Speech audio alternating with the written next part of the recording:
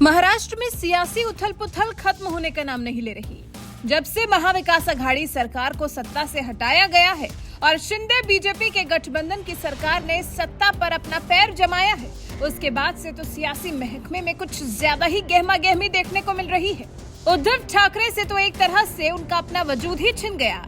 बाला साहेब ठाकरे की खड़ी की पार्टी का न सिर्फ नाम बल्कि चुनाव चिन्ह भी एकनाथ शिंदे को मिल गया है, जिसका असर ये हो गया है कि कभी हिंदुत्व की राह पर चलने वाली बाला साहेब की शिवसेना और अब शिवसेना उद्धव बाला साहेब ठाकरे के अध्यक्ष उद्धव ठाकरे पाकिस्तान की तरफदारी पर उतर आए हैं। ऐसे कि अपने देश के चुनाव आयोग को मोतियाबिंद बता रहे हैं और पाकिस्तान से असली शिवसेना के प्रमाण मांग रहे हैं। उस पाकिस्तान से जो आज से नहीं बल्कि जब से अस्तित्व में आया है तभी से भारत का दुश्मन बना हुआ है। उस पाकिस्तान से जो भारत को नुकसान पहुंचाने का, भारत को चोटिल करने का एक मौका नहीं छोड़ता। अभी हाल ही के पुंछ आतंकी हमले के बारे में क्या उद्धव ठाकरे ने नहीं पढ़ा, जो वो देश के चुनाव आयोग से पाकिस्तान को ऊपर बताने लगे हैं। शिवसेना के वजूद के लिए पाकिस्तान से सबूत मांगने की बात करने लगे हैं। उद्धव ठाकरे को भारत के चुनाव आयोग को इस तरह से जलील करने का, पाकिस्तान के नाम पर इस तरह से देश के चुनाव आयोग को बेइज्जत करने का हक किसने दिया? अब जब उद्धव ठाकरे ने इस तरह की हरकत की है, शिवसेना के होने का प्रमाण पाकिस्तान से मांग रहे हैं, तो फिर सीएम शिंदे इस पर उद्धव ठाकरे को कहां बख्शने वाले थे?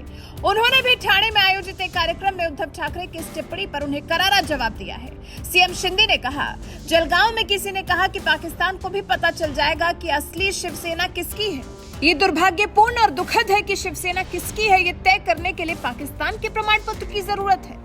सीएम शिंदे ने कहा, ये कहना बेहद अफसोसजनक है कि असली शिवसेना की कसौटी पाकिस्तान के प्रमाण पत्र पर कसी जा रही है।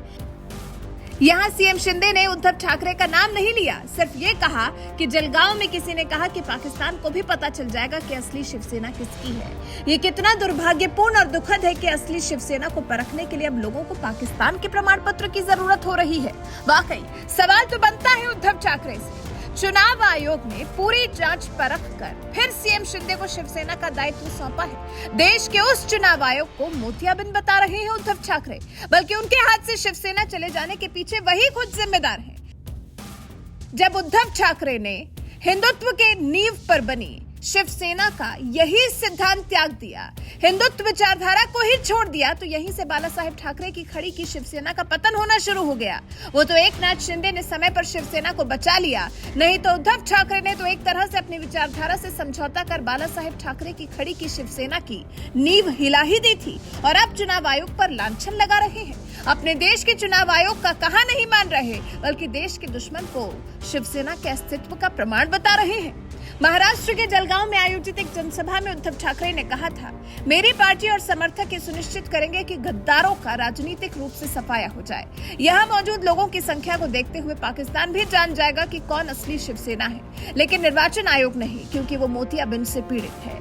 यहाँ उद्धव ठाकरे का इशारा पूरी तरह से महाराष्ट्र के मुख्यमंत्री एकनाथ शिंदे और उनके समर्थक विधायकों की तरफ था, जिनकी बगावत के चलते जून 2020 में उद्धव नीत महाविकास अघाड़ी सरकार गिर गई थी, जिसके बाद निर्वाचन आयोग ने इस साल के शुरुआत में ठाकरे गुट को करारा झटका देते हुए शिवसेना नाम और पार्टी का चुनाव चिन्ह यानी कि धनुष और तीर शिंदे समूह को आवंटित कर दिया था, जिसके बाद से महाराष्ट्र के पूर्व सीएम उद्धव ठाकरे बौखलाए घूम रहे हैं और अब तक संजय राउत भी सीएम शिंदे के खिलाफ खूब बयानवीर बने हुए हैं।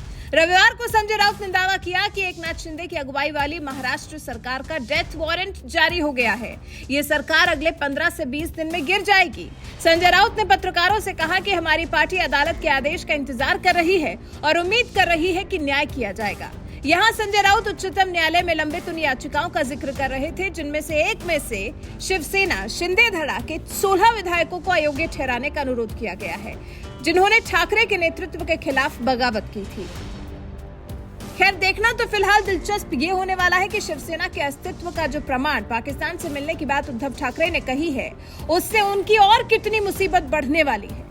उद्धव ठाकरे की स्थिति पहले ही बहुत अच्छी नहीं है और उसके बाद अपने अस्तित्व का प्रमाण पाकिस्तान से लेने के उनके बयान ने फिलहाल महाराष्ट्र में उनके लिए ही परेशानी बढ़ा दी है।